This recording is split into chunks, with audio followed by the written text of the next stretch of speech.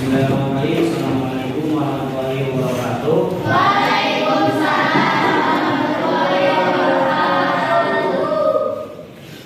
Mohon maaf yang kita masyarakat diganggu karena sekarang hasilnya pelajaran ngaji. Alangkah baiknya kita berdoa terlebih dahulu. Berdoa dimulai.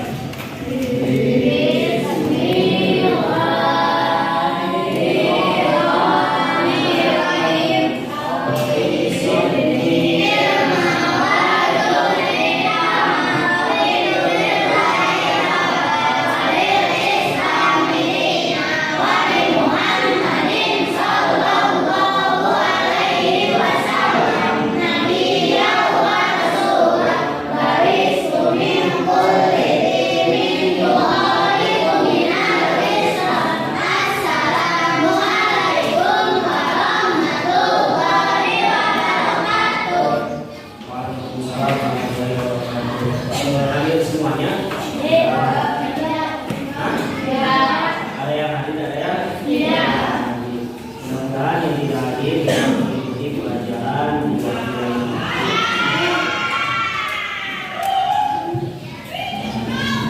mungkin sebelum saya belajar saya akan memberikan sebuah motivasi kepada kalian semua. Yang pertama, bahwasanya orang yang mencari ilmu itu akan ditinggikan derajatnya. Yang kedua, barang siapa yang mencari ilmu, maka orang tersebut tidak akan putus amalnya hingga dia mati. Sebagaimana dalam hadis disebutkan, ada 3 amalan yang tidak akan terputus. Yang pertama yaitu sedekah jariyah. Yang kedua, anak yang anak yang soleh yang berbakti kepada orang tua. Yang ketiga yaitu adalah orang yang mencari ilmu dan ilmunya diamalkan. Nah, kita ini mencari ilmu sehingga kalau kita mencari ilmu diamalkan, maka ilmu tersebut akan menjadi amalan yang tidak akan terputus sehingga kita sampai nanti. Adapun pelajaran yang akan saya bahas yaitu tentang rukun iman. Rukun iman. Siapa yang tahu tentang rukun iman? Siapa? Hah? Ada yang tahu? Apa itu rukun iman? Kaum perempuan ada yang tahu? Kaum laki-laki ada yang tahu apa itu rukun iman? Rukun iman adalah apa? Adalah percaya. Ada berapa rukun iman? Siapa yang tahu? Coba angkat tangan. Pertama, iman kepada Allah.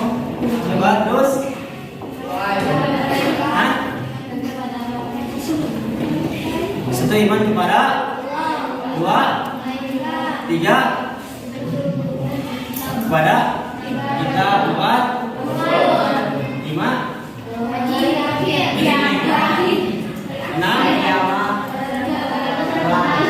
Nah, jadi rukun iman itu terdiri dari 6 rukun. Yang pertama, iman kepada Allah. Jadi iman kepada Allah, kita meyakini bahwasanya Allah itu ada. Bagaimana cara kita meyakini Allah itu ada? Karena kita itu belum pernah melihat Allah Subhanahu wa taala. Bagaimana kita cara mengimaninya? Yang pertama dengan ciptaan. Kalau ada ciptaannya, pasti ada yang menciptakan. Kita membuat cimol, pasti ada yang menciptakan. Siapa yang menciptakan? Yaitu tukang cimol. Begitupun kita yang menciptakan langit, yang menciptakan bumi, itu ada penciptanya, yaitu Allah Subhanahu wa taala. Yang kedua yaitu iman kepada malaikat. Iman kepada malaikat, bahwasanya iman itu banyak, malaikat itu banyak. Dalam hadis banyak yang disebutkan bahwasanya malaikat itu terdiri dari 1240 malaikat. Adapun yang wajib kita ketahui di malaikat itu ada berapa? Saya nanya ke laki-laki, berapa? Coba katakan satu orang. Siap, siap. Siapa saja malaikat yang wajib diketahui? Terus langsung sebutan.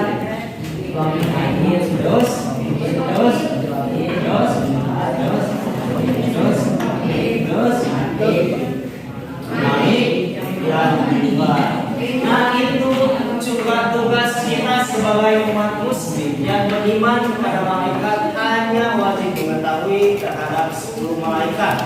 Yang pertama yaitu malaikat tugasnya itu menyampaikan kepada seluruh umat Islam yaitu wahyu. Yang kedua malaikat tugasnya itu menurunkan air hujan. Jadi air hujan itu diturunkan oleh malaikat. Tiga Israfil tugasnya meniup sesat. Nanti malaikat Israfil itu tugasnya hanya satu kali, yaitu dia pas mau kiamat. 3 kali aja itu niup. Yang pertama menghancurkan dunia, yang kedua membangkitkan manusia, yang ketiga mematikan lagi. Yang keempat malaikat Israfil, yaitu tugasnya mencabut nyawa.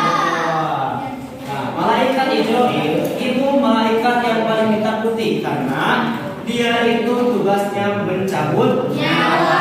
Entah itu mencabut nyawa manusia, mencabut nyawa malaikat dan lain sebagainya, itu tugasnya malaikat Israfil.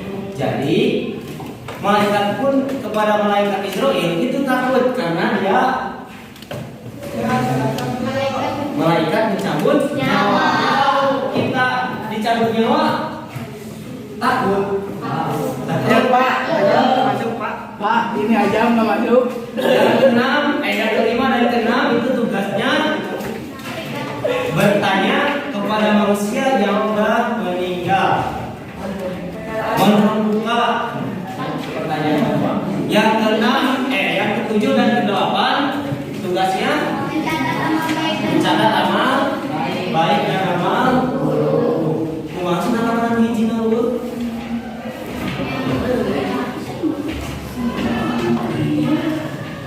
Yang ke-8, yang ke-9 dan ke-10 itu, yang ke-9 menjaga pintu neraka, yang ke-10 menjaga pintu surga. Itulah malaikat yang wajib kita ketahui sebagai umat Islam. Siapa yang belum tahu malaikat yang wajib diketahui? Mohon. Sudah tahu semuanya? Nah, yang selanjutnya yaitu iman kepada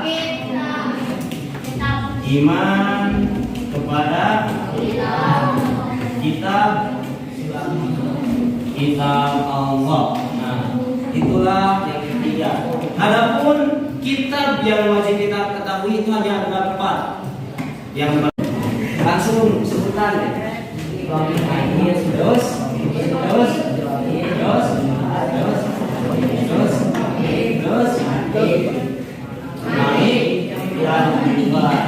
Nah itu juga tugas kita sebagai umat muslim yang beriman kepada malaikat hanya wajib mengetahui terhadap 10 malaikat. Yang pertama yaitu malaikat tugasnya itu menyampaikan kepada seluruh umat Islam yaitu wahyu. Yang kedua malaikat tugasnya itu menurunkan air hujan. Jadi air hujan itu diturunkan oleh malaikat. 3 Israfil tugasnya meniup sesat. Nanti malaikat Israfil itu tugasnya hanya satu kali, yaitu dia pas mau kiamat. 3 kali aja itu niup. Yang pertama menghancurkan dunia, yang kedua membangkitkan manusia, yang ketiga mematikan lagi. Yang keempat malaikat Israil yaitu tugasnya Mencabut nyawa. Nah, malaikat Israil itu malaikat yang paling ditakuti karena dia itu tugasnya mencabut Nyawa. Entah itu mencabut nyawa manusia, mencabut nyawa malaikat dan lain sebagainya, itu tugasnya malaikat Israil. Jadi malaikat pun kepada malaikat Israil itu takut karena dia malaikat mencabut nyawa. Kalau kita dicabut nyawa takut. Ya Pak, Ajam masuk Pak. Pak, ini Ajam nggak masuk. Yang keenam, yang kelima dan keenam itu tugasnya bertanya kepada manusia yang sudah meninggal. Membuka pertanyaan kedua. Yang keenam, yang ketujuh dan kedelapan tugasnya mencatat amal baik dan amal buruk. Maksud amal hiji dulu.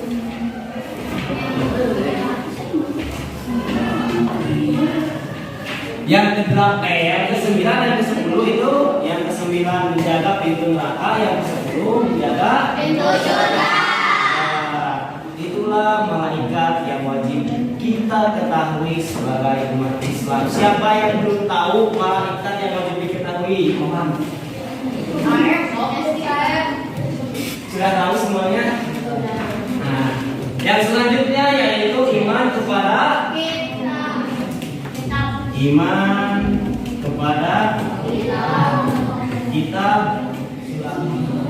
kitab Allah. Nah, itulah yang ketiga.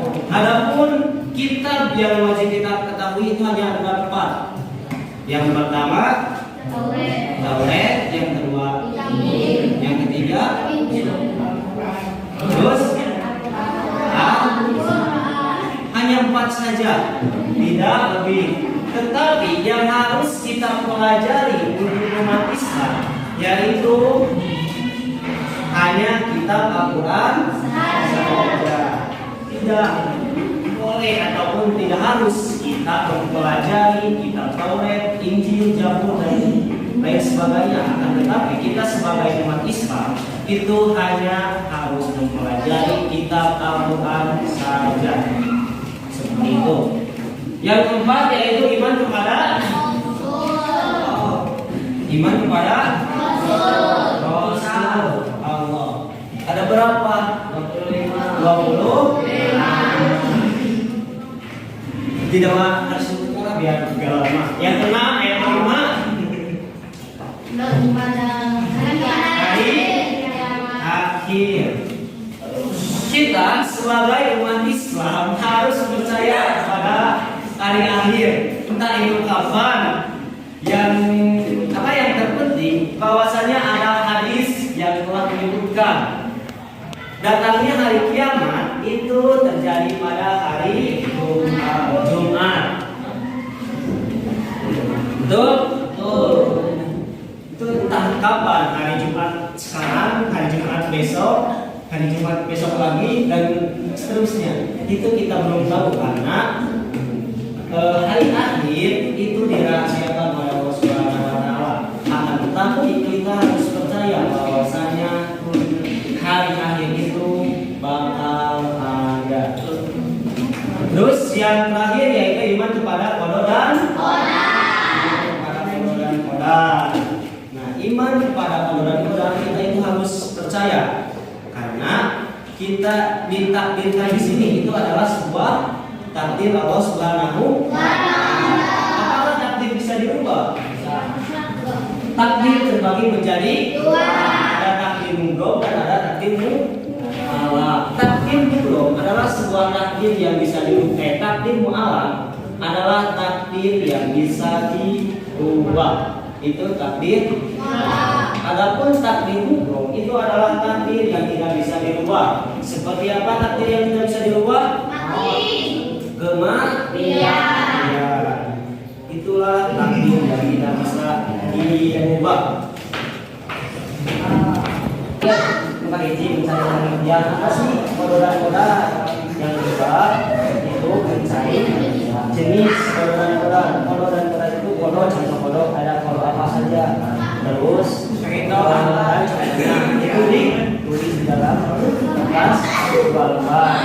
Nanti kalian di sini itu menempuh apa saja sih? Jadi mengadu sebuah ide dan gagasan. Seperti itu. Nanti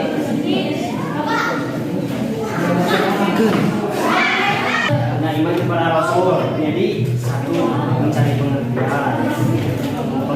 iman kepada Rasul. Yang kedua, siapa saja Rasul yang wajib diketahui oleh umat Islam. Sudah segitu nanti